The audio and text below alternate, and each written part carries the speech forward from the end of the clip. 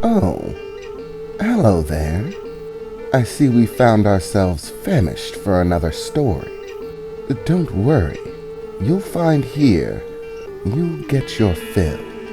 And I think I have just the tale for you.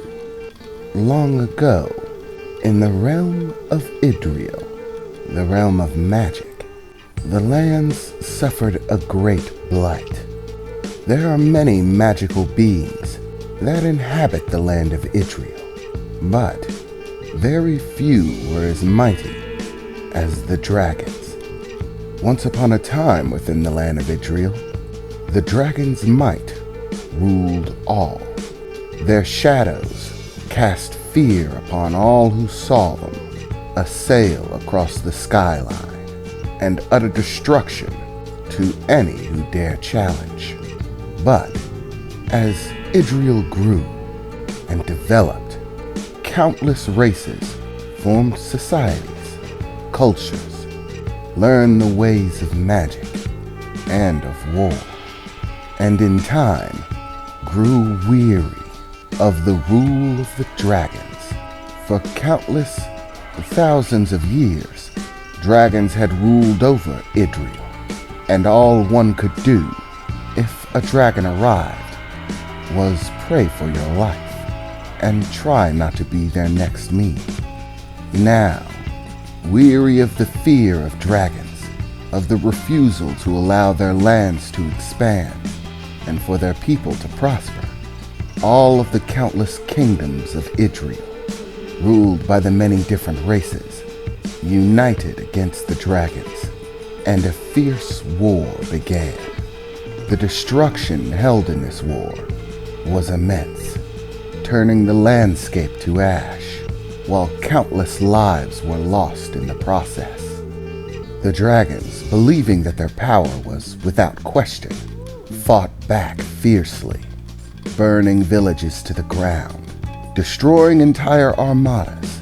But as powerful as they were, against the might of all the races of Idriel, they found themselves losing the conflict, their numbers beginning to dwindle, because though it might pose a challenge to defeat a dragon, it can be done. And dragons do not reproduce in the same way that the other races of Idriel do. It was a much more time-consuming matter. They could not replenish their numbers at the same rate that all of the other races within the land of Idriel did. And so, as the war waged on, and the number of dragons dwindled, the dragons faced a difficult circumstance. Truly, they were the mightiest of beings. They possessed power far outreaching that of any other race, and yet their might was part of their weakness, for a dragon could only breed once every few hundred years, and even then laid only a single egg at a time. More than that was highly uncommon. As mighty as they were, their enormous forms also required enormous sustenance, eating the lands dry if they did not have new places to journey to in search of food to feed their appetites, and nourish the massive bodies which gave them their all-consuming might. Now, their bodies were more of a hindrance, requiring too much of the land, and with too much danger and confrontation, the dragons faced possibility of extinction within the land of Idriel, down to merely a few dozen. After much debate, the dragons decided on a solution so that they may once again prosper, an agreement that would put them at peace with the remainder of the people of Idriel. And so a messenger was sent to each of the kingdoms to gather diplomats. A location for a meeting was established in which the dragons would negotiate terms. After the meeting was gathered, all of the diplomats from the independent kingdoms joined together and heard the plea of the dragons, the plan.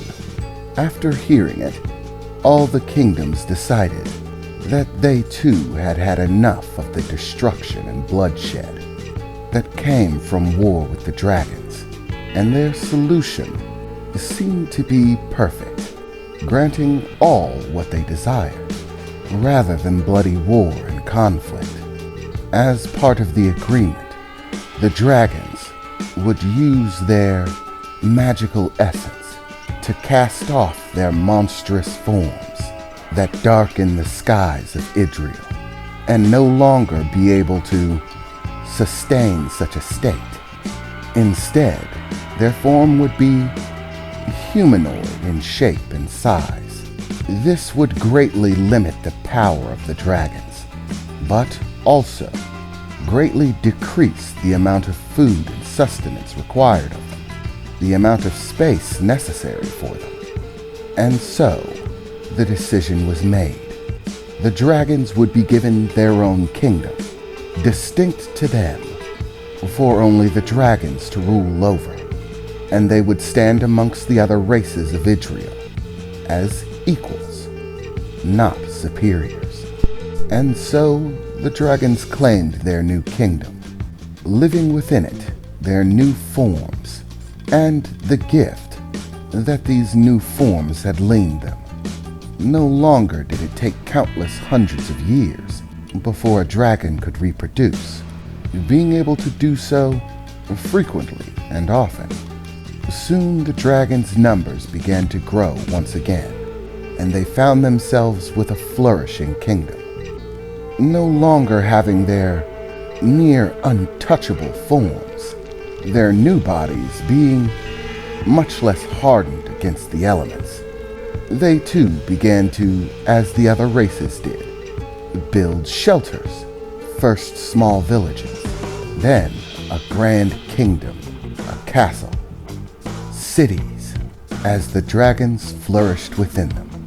The dragons developed systems of government, hierarchy, and established rule within their society, with of course the mightiest of dragons standing on top as the ruling family, while the other dragons of might and power claimed noble status, forming families that would support the royal family. In the land of dragons, the ruling family was decided not by simple birth, but by might, for only the dragon who stands strongest above all others could ever truly be called king. And so the noble families raised their children to aspire to this goal, to become the strongest, that they might one day claim the crown for themselves. And the weaker dragons merely looked up to the nobles and the royal family as an idea to aspire to, whilst they lived their regular lives, like anyone does, taking on professions and jobs, becoming bakers and butchers, hunters and farmers, cattlemen and alike. And the kingdom of the dragons, which they named Dorakant, flourished. And while countless stories can be told of figures throughout the land, today our story focuses on a single individual, a young boy, as he carries a large rock upon his shoulders, marching through the inner walls of the grand palace of the dragons, home to the royal family. Not a noble by birth, he was in fact simply the son of a maid.